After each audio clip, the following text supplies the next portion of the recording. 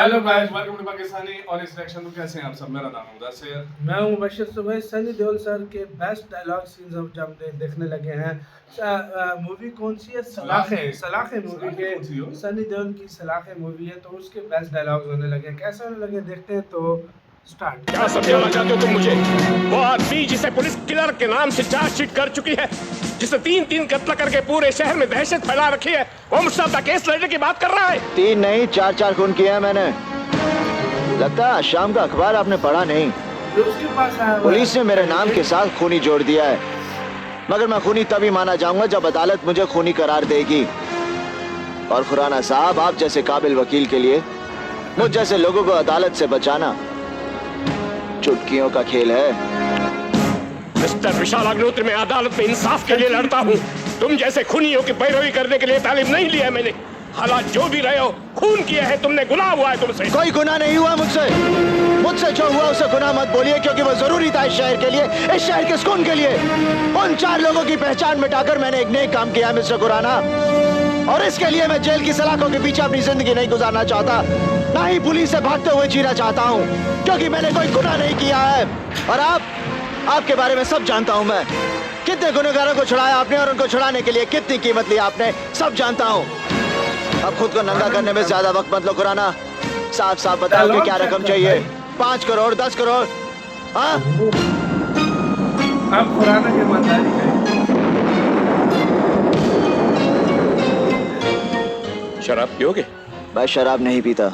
Mister विशाल, तुमने अपने case के लिए जो कीमत लगाई है उससे मुझे इतराज नहीं है, मगर एक बात मैं भी जानना चाहता हूँ।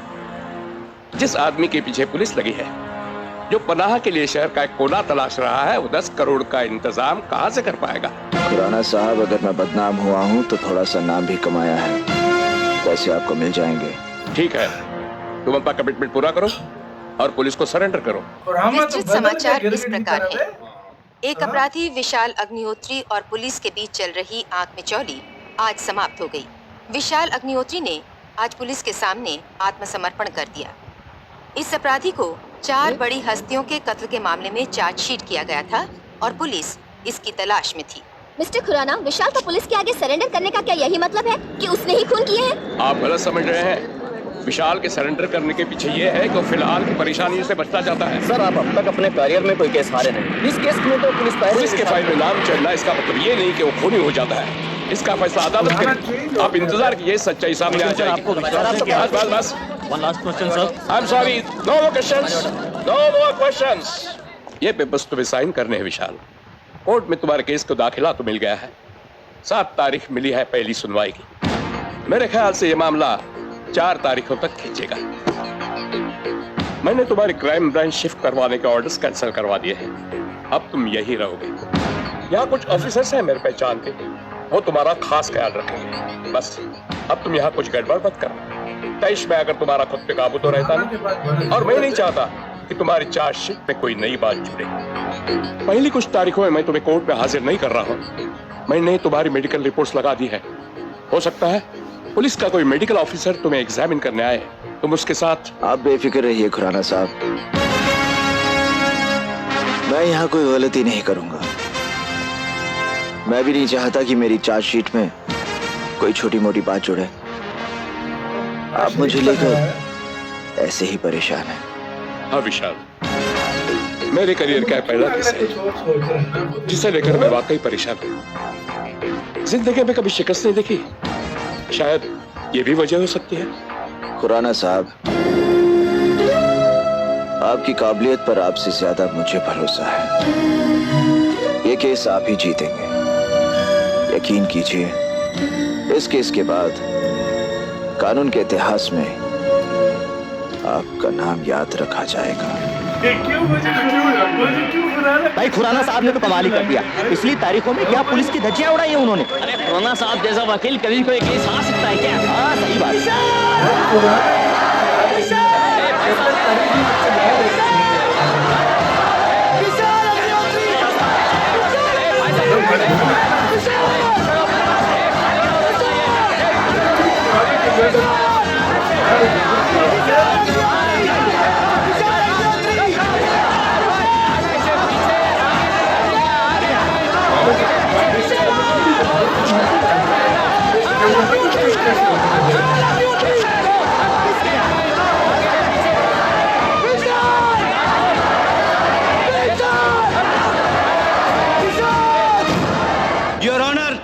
मैं मानता हूं कि विशाल अग्निहोत्री के लिए जितने भी सबूत मैंने जुटाए हैं, पिछली 3 तारीखों से मिस्टर खुराना मेरी हर विटनेस, हर एविडेंस का तोड़ निकालते आए हैं। मिलॉर्ड, मिस्टर खुराना अपनी काबिलियत के दम पर झूठ को सच्चाई का लिबास पहनाने में कामयाब हो चुके हैं, लेकिन मेरा प्रयास अब भी जारी है कि अदालत कहीं कोई गलत फैसला ना सुना दे। विशाल जैसे खूनी को बाइज्जत बरी करने का मतलब देश के नौजवानों को आतंक के रास्ते पर। Objection milord. मिस्टर सिन्हा, इस केस के मुतल्लिक बातों से हट रहे हैं। यहाँ अदालत में यह कार्रवाई चल रही है खुराना को क्यों कि विशाल अग्निहोत्री का इन 4 कत्लों से ताल्लुक है या नहीं। ऐसा लगता है कुछ है। और मेरे काबिल दोस्त, 10 करोड़ बजाय इस मुद्दे पर बात करने के इस देश के भविष्य के बारे में चिंता कर रहे हैं। Order, order. मिलॉर्ड, मैं इनकी परेशानी समझ सकता हूँ। पिछली तारीखों में विशाल अग्निहोत्री के खिलाफ कोई सबूत या गवाह जुटाने में ये नाकाम रहे हैं, और आज की तारीख में भी अदालत के सामने कुछ कहे नहीं या रखने के लिए इनके पास कुछ भी नहीं बचा है। परेशान होकर ये कुछ टटोलते हैं, तलाशते हैं और बातचीत के रुख को कहीं और मोड़ देते हैं। मिलॉर्ड, मैं पिछली तारीख के उस मुद्दे को दोबारा उठाना चाहता हूँ।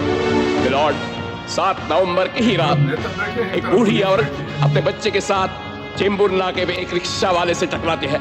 वहां मौजूद विशाल अग्निहोत्री की नजर उस हादसे पर पड़ती है। वो भागकर उस रिक्शा वाले को पकड़ता है और उस बूढ़ी औरत और बच्चे को लेकर बॉम्बे हॉस्पिटल पहुंचता है। वहां के ड्यूटी ऑफिसर डॉक्टर पटेल अपने नजदीकी पुलिस स्टेशन शांतिनगर को इस केस के बारे में इन्फॉर्म कर देते हैं। उसके बाद इंस्पेक्टर शर्मा और हवालदार मात्री अपनी कार्रवाई पूरी कर देते हैं। इस कार्रवाई के दौरान विशाल को करीब 1.5-2 घंटे तक वहां हॉस्पिटल में बिठाया गया है। मिलॉर्ड, इस सच को साबित करने के लिए मैं आपके सामने कुछ सबूत और गवाह पेश करने की इजाजत चाहता हूं।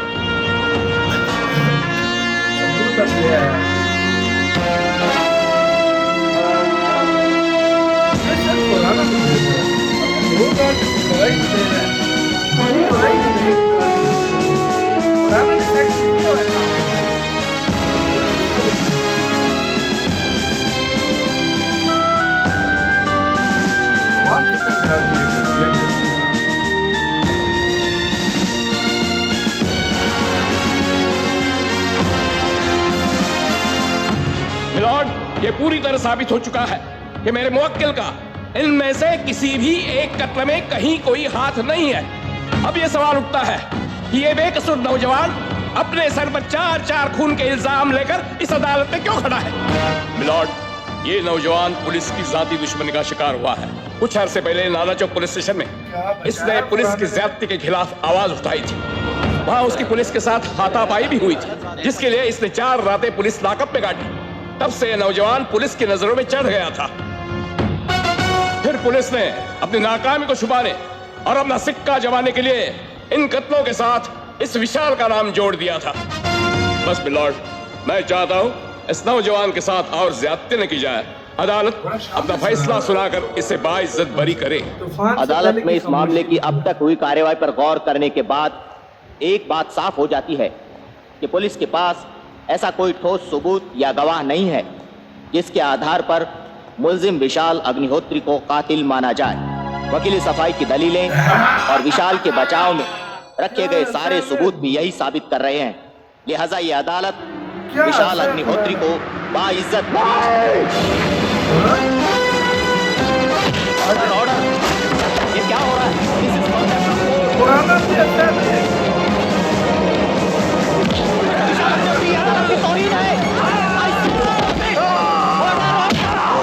विशाल अग्निहोत्री क्या कर रहे हैं आप? Order, order,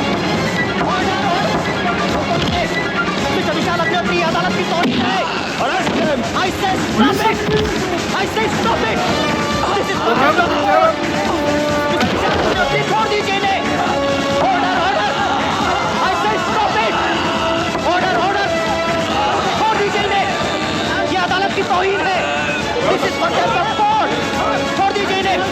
I say stop it! छोड़ दीजिए इन्हें। नहीं भागूंगा यहाँ से, नहीं भागूंगा यहाँ से, भागूंगा नहीं। मैजिस्ट्रेट जेवन डोगरा साहब, जगदीश खुराना की लाश पड़ी है यहाँ पर, मार दिया इसे मैंने। और आप ये कुर्सी छोड़ दो, आपको इस कुर्सी पर बैठने का कोई हक नहीं। अरे बचा लिया, आज मैंने आपको एक गलत फैसला सुनाने जा रहे थे आप।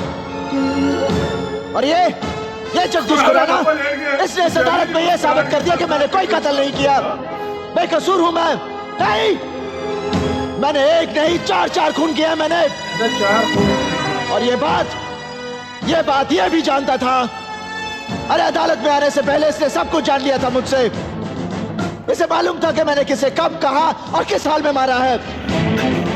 इसने मुझसे पूछा था कि गोली मैंने कितनी दूरी से चलाई थी, और वो गोली सीने में लगी थी या सर में।